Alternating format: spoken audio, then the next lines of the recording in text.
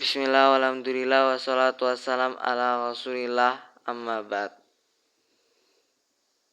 Insyaallah pada kesempatan ini kita akan melanjutkan kitab Kifayatul Akhyar.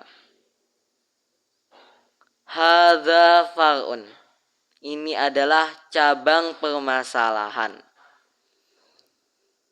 Lau tayammama, seandainya seorang yang bertayamum berniat biniyati istibahati sholati, dengan niat diperbolehkannya sholat, donan karena menduga anna hadatsahu asgharu, bahwasanya hadatnya itu kecil, fakana akbara, ternyata hadatnya itu besar, au dhanna, atau dia menduga anna hadatsahu akbaru, bahwasanya hadatnya besar, fakana asghara, ternyata hadatnya kecil, sohha, maka sah tayamumnya, bila khilafin, dengan tanpa khilaf.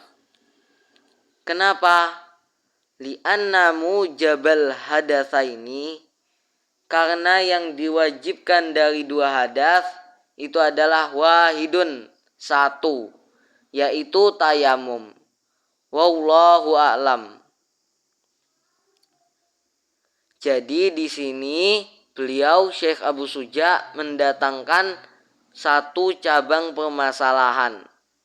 Nah, kata beliau, kalau seandainya seorang yang bertayamum itu berniat dengan niat supaya diperbolehkan sholat, dengan menduga bahwasanya hadasnya itu hadas kecil, ternyata hadasnya itu hadas besar yang kewajibannya adalah mandi, atau sebaliknya, dia menduga hadasnya besar ternyata hadasnya kecil, maka kata beliau Syekh Abu Suja, niatnya itu adalah sah. Kenapa? Karena yang diwajibkan dari dua hadas tadi itu sama, yaitu adalah tayamum. Jadi baik dia berhadas kecil atau dia berhadas besar, kalau dia mau melakukan sholat, kewajibannya itu adalah sama, yaitu tayamum.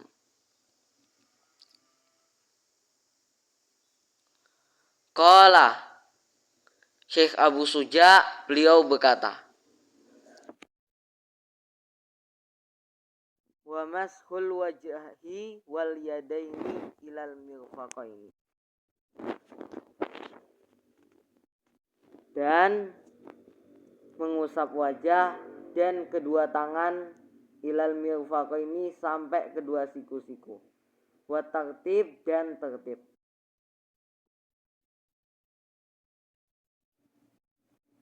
Jadi rukun tayamum yang selanjutnya adalah mengusap wajah dan kedua tangan sampai siku-siku dan tertib.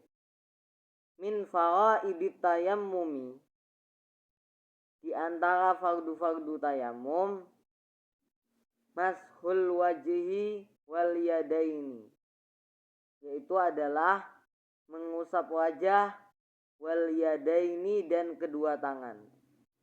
Liqaulihi ta'ala, karena firman Allah ta'ala, famsahu biwujuhikum wa aydikum, usaplah oleh kalian wajah-wajah kalian dan tangan-tangan kalian. Jadi Allah memerintahkan dalam ayat ini, ketika tidak ada air, maka mengusap wajah dan kedua tangan. Wali fi'lihi, dan karena perbuatannya Nabi SAW. Ammal wajhu, adapun wajah, fayajibu isti'abuhu, maka wajib meratakan wajah tadi, kal wudu'i, seperti wudu. Jadi wajib meratakan wajah seperti wudu. Naam, iya memang demikian hukumnya. Tetapi la yajibu isalut turabi ila manabiti sya'ri, tidak wajib menyampaikan debu sampai ke tempat-tempat tumbuhnya rambut. Alladzi yang yajibu wajib isolul ma'i ilaiha, yang wajib menyampaikan air ilaiha ke tempat tumbuhnya rambut. Alal madhabi, menurut madhab. Lil masyaqqati, kenapa tidak wajib menyampaikan debu? Karena sulit. Qala al-Qadhi Husain la yusannu aidon. Imam Qadhi Husain berkata, menyampaikan debu ke tempat tumbuhnya rambut itu tidak disunahkan juga. Jadi kita ulangi sekali lagi, tidak wajib menyampaikan debu ke tempat tumbuhnya rambut dan tidak disunahkan juga. Wa yajibu isalut turabi ila zahiri mastarsala minal lihyah, dan wajib menyampaikan debu kepada zahirnya sesuatu yang terurai minal lihyah, dari jenggot. Alal azhar, menurut pendapat yang azhar. Kal wudu'i, seperti wudu.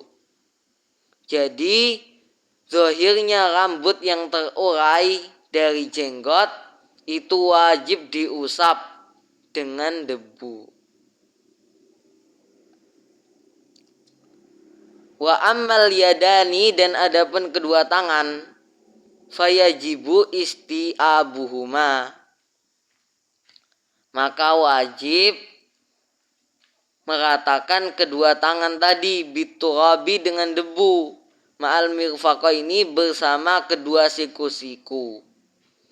Wahadha, adapun ini wajib meratakan kedua tangan tadi sampai siku-siku, itu adalah mazhab Rafi'i, di dalam kitab Imam Rafi'i, wa Raudah, dan di dalam kitab Raudah. Wah tajjalahu biqaul Ibni Umar. Wah tujja, dan dijadikan hujah lahu, kepada pendapat ini, biqaul Ibni Umar, dengan perkataan Ibnu Umar radhiyallahu anhuma, anna Rasulullah sallallahu alaihi wasallam, bahwasanya Rasulullah sallallahu alaihi wasallam, qala, Rasulullah SAW bersabda, at-tayammumu, tayamum itu dorbatani, dua pukulan. Dorbatun lil wajhi wa dorbatun lil yadaini ilal mirfaqaini. Satu pukulan untuk wajah dan satu pukulan untuk kedua tangan. Ilal mirfaqaini, sampai kedua siku-siku.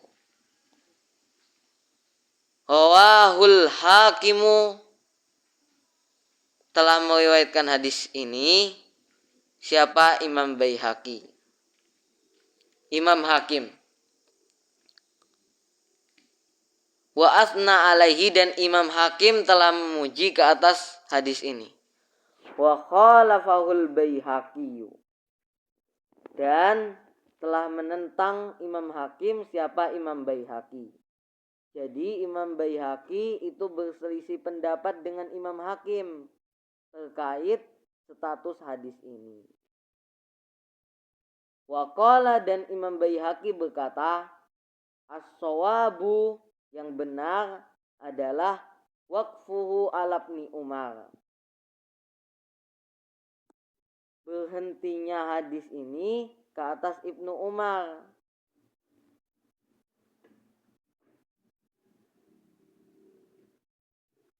Jadi hadis ini menurut Imam Baihaqi hanya sampai kepada Ibnu Umar, tidak sampai kepada Rasulullah SAW. Wabil kiasi alal wudu, dan dikiaskan ke atas wudu. Jadi karena wudu itu membasuh tangan sampai siku-siku, maka tayamum juga mengusap tangan sampai siku-siku.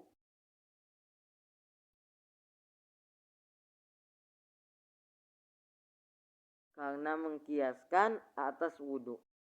Wa fi qaulin qadimin, dan di dalam qaul qadimnya Imam Syafi'i, yamsahul kaffaini faqat. Orang yang bertayamum mengusap kedua telapak tangan saja. Wah tujjalahu, dan dijadikan hujjah kepada qaul qadimnya Imam Syafi'i bi qaulin Nabi sallallahu alaihi wasallam, dengan biqaulin Nabi, dengan sabdanya Nabi SAW li Ammar, kepada Ammar, innama yakfika antakula biyadaika hadkaza, hanya saja mencukupimu kamu memukul dengan kedua tanganmu hakaza, seperti ini. Summa daraba biyadaihi, kemudian Nabi memukul dengan kedua tangannya al-ardha, ke bumi, darbatan wahidatan, dengan satu pukulan. Tsumma masyahas shimal, kemudian Nabi mengusap asyimala, tangan dengan tangan kiri, alal yamin, mengusap tangan kanannya. Wa zahira kaffaihi, dan Nabi mengusap dua telapak tangannya, zahir dua telapak tangannya, wa wajahahu, dan wajahnya. Wa huwa, adapun hadis ini itu adalah hadisun sahihun, hadis yang sahih. Rawahu Syaikhan, telah meriwayatkan hadis ini siapa? Imam Bukhari dan Imam Muslim.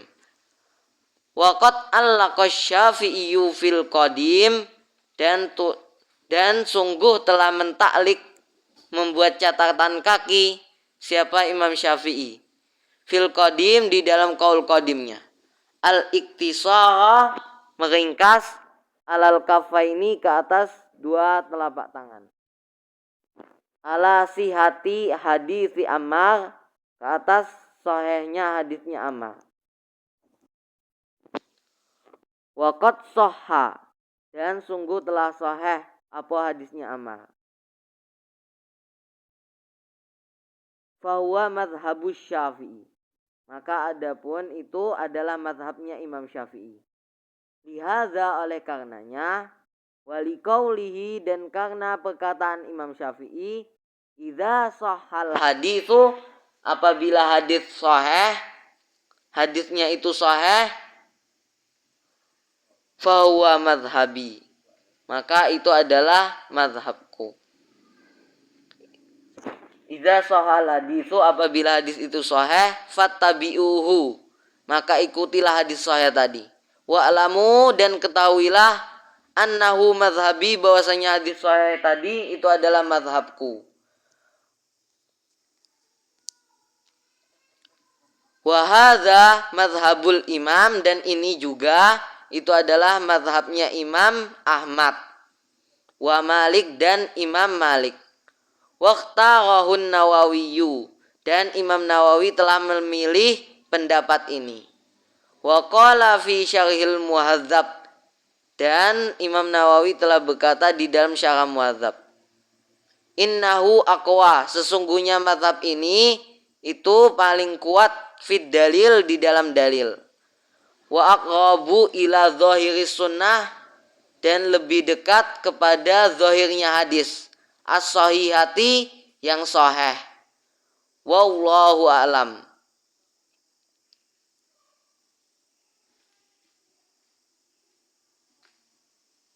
Nah, ini saja yang kita sampaikan pada kesempatan ini. Semoga bermanfaat. Assalamualaikum warahmatullahi wabarakatuh.